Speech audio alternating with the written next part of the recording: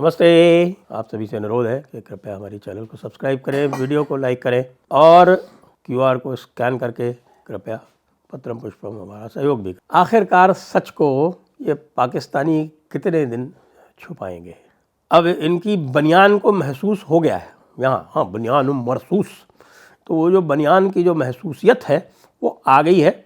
और शहबाज शरीफ ने खड़े होके और फील्ड मार्शल के सामने ये कह दिया, अरे भाई देखो जैसा है कि 10 तारीख को तो हम प्लान कर रहे थे लेकिन हमारी प्लानिंग सारी गड़बड़ हो गई। उन्होंने ब्रह्मोस चला दी और ब्रह्मोस की वजह से हमारा सारा प्लान पिट गया और ब्रह्मोस से हमारे एयर बेस जो थे वो सारे डिस्ट्रॉय हो गए। लो भाई।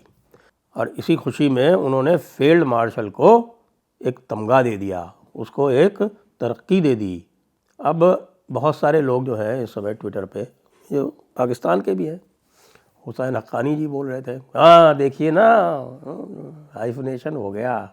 वो क्रिस्टीन फेयर नाम की एक पगलिया है, आपने सुना होगा, अपने आप को पाकिस्तान का एक स्पेशलिस्ट बताती है, पाकिस्तान एक्सपर्ट है वो भी बोल रही है हाँ वो पाकिस्तान को आप डिटर नहीं कर सकते।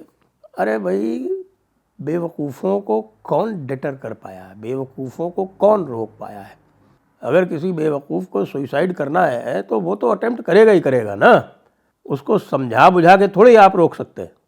इसी तरह से हाइफनेशन करने के लिए ही तो बेचारा पाकिस्तान उत्सुक है। पाकिस्तान को जब से भारत ने आइसोलेट किया और कहा कि भाई हम तुमसे बातचीत नहीं करेंगे, we will not give you the prize, the great prize of talks, जैसा शशि थरूर कह रहे थे, भाई anybody would be mad to give or grant Pakistan the great prize of talks. तो पाकिस्तान से टॉक्स हम कर नहीं रहे हैं, पाकिस्तान से ट्रेड हम कर नहीं रहे हैं, पाकिस्तान का पानी हमने रोक दिया। तो भाई वो कोशिश तो करेगा ना कि यार एक ज़माना था जब लोग भारत और पाकिस्तान को साथ साथ में उल्लेख करते थे, जिक्र करते थे, मेंशन करते थे, आते जाते थे। तो भाई पहले पाकिस्तान आते थे, तब इंडिया आते थे, इंडिया जाते थे तो पाकिस्तान होते हुए जाते थे। पाकिस्तान के पास बराबरी थी, पाकिस्तान का पूरा कॉन्सेप्ट ही बराबरी के ऊपर था। पाकिस्तान का कॉन्सेप्ट खाली ही सेपरेट नेशन का नहीं था, सेपरेट एंड इक्वल नेशन का था।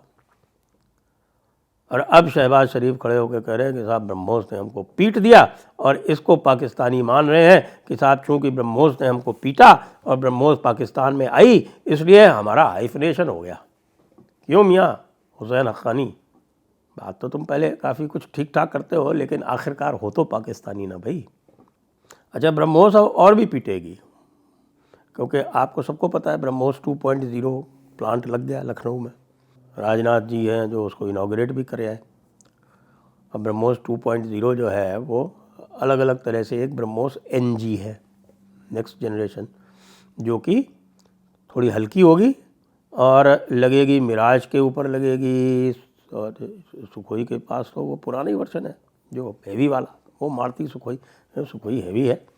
और जो सिंगल इंजन वाले हैं आपके हमारे उसमें MiG-29 में लगेगी। MiG-29 तो डबल है, ट्विन इंजन है, लेकिन तेजस में भी लगेगी। जैसे NG जो है वो तेजस में भी लगेगी, सिंगल इंजन जो है हमारा। रफाल वालों ने एक और काम किया है, बड़ा काम हुआ है और बहुत बड़ा काम हुआ है, और उसको सुन के बेचारे पाकिस्तानियों की और भी पैंट गीली हो गई होगी। वो ये है कि रफाल ने कहा है कि ठीक है, हम आपको आपके जो इंडिजिनस वेपन है, मतलब ब्रह्मोस है, अस्त्र है, अस्त्र की भाई हमारे पास 1, 2 और नंबर 3 जो है वो अंडर डेवलपमेंट है, तो ब्रह्मोस और अस्त्र दोनों को रफाल पे इंटीग्रेट कर दिया जाएगा। इसके साथ साथ और भी रफाल भारत को लेने का रास्ता साफ हो गया है। तो यदि ब्रह्मोस रफाल पे लग जाएगी तब आप सोचो पाकिस्तान का क्या होगा। क्योंकि ये जो रफाल तो मल्टी रोल फाइटर है, मल्टी रोल फाइटर के साथ साथ इसकी बहुत लंबी रेंज है और इसका बहुत लंबी स्टेइंग पावर है। इसका रेडार जो है वो वर्ल्ड का टॉप मोस्ट रेडार है। इन सब खूबियों के साथ रफाल को इस बार भी ये कुछ नहीं कर पाए। ये बार बार बोलते हैं हमने रफाल मार दिया, हमने रफाल मार दिया। पूछा गया था ना इनके डिफेंस मिनिस्टर से थे कि भाई आप कह रहे हो कि आपने रफाल उड़ा दिया, आपके पास क्या सबूत है? उन्होंने कहा सोशल मीडिया का सबूत है।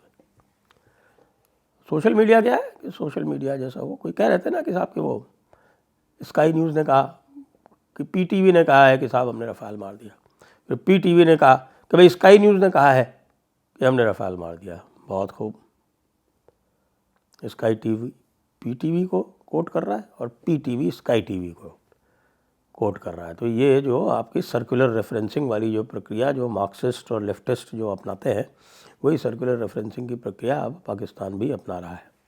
रफाल 2.0 के साथ साथ आप देखिए कि एक और भी काम जो है वो बहुत बड़ा हुआ साथ में।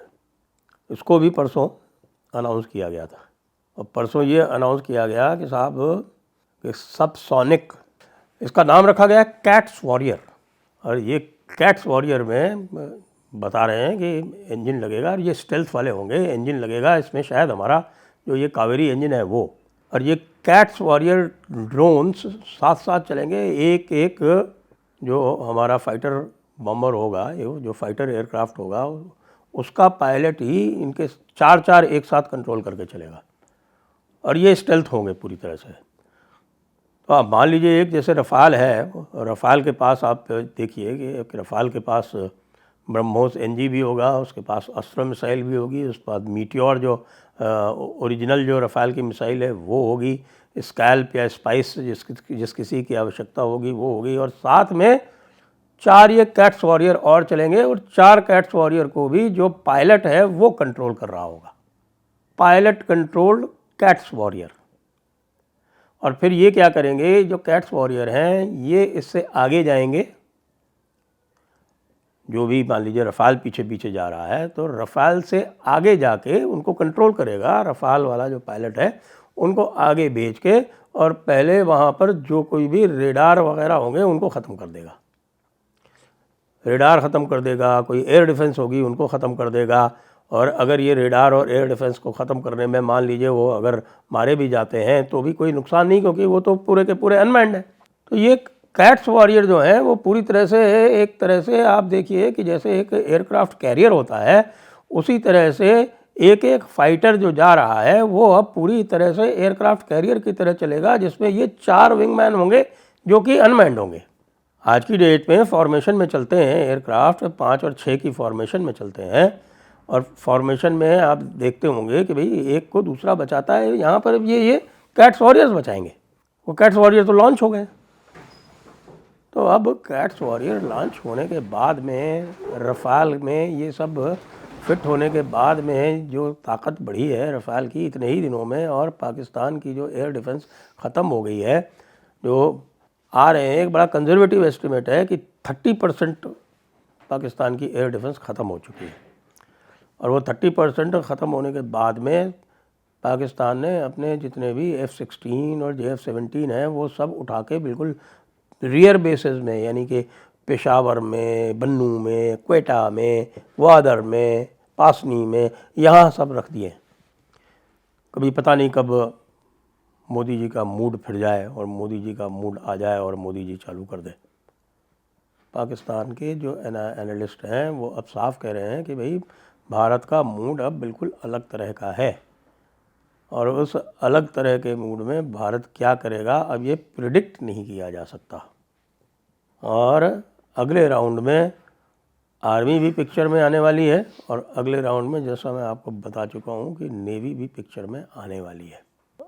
इसीलिए शहबाज शरीफ जी जो हैं वो खड़े होकर स्वीकारोक्ति कर रहे हैं कि वो ब्रह्मोस से पिट गए। अब आप अगर ब्रह्मोस से पिट गए तो फिर इस फील्ड मार्शल को फील्ड मार्शल क्यों बनाया? मुझे तो ये लग रहा है कि बेचारे शहबाज शरीफ के पास किसी तरह का कोई उपाय था नहीं, कोई उसके पास चॉइस थी नहीं।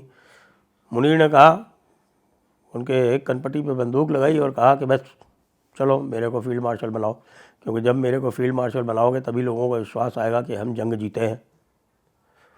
और जंग के बारे में तो अब धीरे धीरे सारी चीज़ें आती जा रही हैं, सबको पता चलता जा रहा है।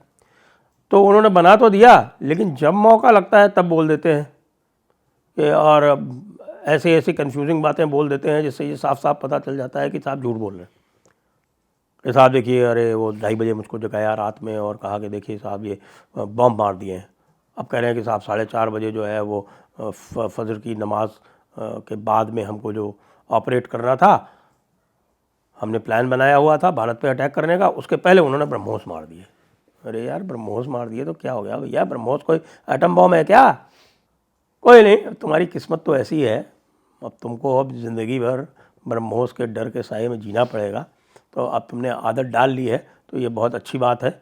अब कम से कम अपने जो ये हाफिज़ सईद का बेटा है ना, वो तलहा, वो ज़ोर ज़ोर से बोल रहा था, भारत के विरुद्ध उकसाने वाला भाषण दे रहा था, और उससे तुम लोग तो बिल्कुल पूरी तरह से नंगे हो चुके हो। तुमने ये मान लिया है कि तुम में और जो तुम्हारे जो जिहादी तंजीमें हैं उसमें कोई फ़र्क नहीं है। जो मिलिट्री है वो भी जिहादी है और जिहादी जो है वो भी मिलिट्री का पार्ट है। इसलिए कुछ भी करोगे, अब अटैक मिलिट्री पे डायरेक्ट होगा, ये मोदी जी कह चुके हैं। तो इसलिए और भी ब्रह्मोस के लिए तैयार हो जाओ। जय हिंद, जय भारत, वंदे मातरम।